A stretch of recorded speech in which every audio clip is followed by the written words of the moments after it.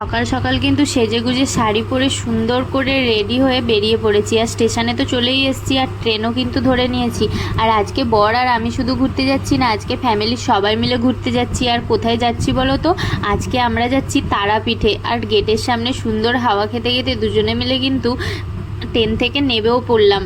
তো যাই হোক, আমরা কিন্তু তারাপীঠে যাব বলে স্টেশনে চলে এসেছি, মানে রামপুরহাট স্টেশনে।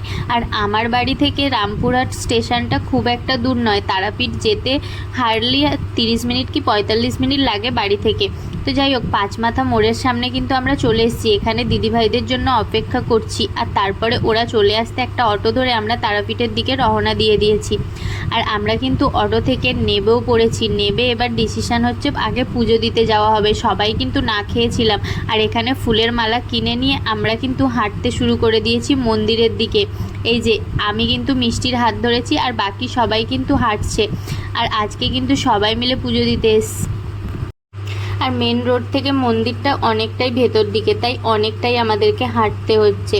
আর মন্দিরের প্রায় কিন্তু কাছাকাছি চলে এসেছি। সবাই মিলে গল্প করতে করতে আমরা কিন্তু মন্দিরের কাছে চলেও এসেছি। আর এই যে একটা ডালাও নিয়ে নিয়েছি সবাই মিলে পুজো দেবে বলে। আর মিষ্টি সোনাকে বলছি চলো আমরা একটু ফটো তুলে নিই।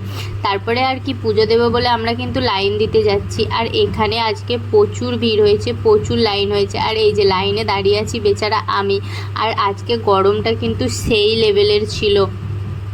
সবাই মিলে এখানে লাইনে দাঁড়িয়ে আছি, আর আমি এখানে পদ্ম ফুলটাকে আরও বেশি করে ফোটানোর চেষ্টা করছিলাম। তারপরে এই যে দেখতেই পাচ্ছ সবাই মিলে কীরকমভাবে লাইন দিয়ে আছি গরমের মধ্যে। সবাই মিলে স্নান করে গেছি, আর এই যে পুজোও দিয়ে নিয়েছি। আর পুজো দিয়ে আমরা কিন্তু বাইরে বেরিয়ে পড়েছি, কিন্তু ভালো করে পুজোটা ঠিক দিতে পারলাম না, মাকে ভালো করে দর্শনও করতে পারলাম না। আমরা সবাই মিলে বাইরে এখানে একটু ফটোশ্যুট করছিলাম।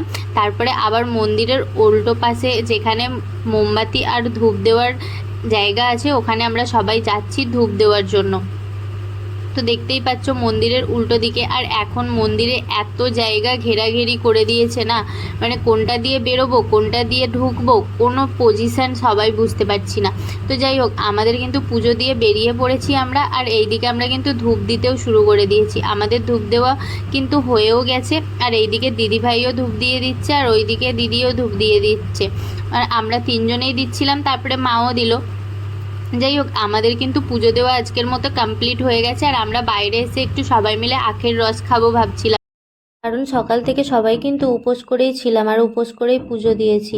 আর তারাপীঠে পুজো দেওয়ার পর্বটা কিন্তু এখানেই শেষ হলো, আর নেক্সট পার্ট কিন্তু খুব তাড়াতাড়ি আসছে।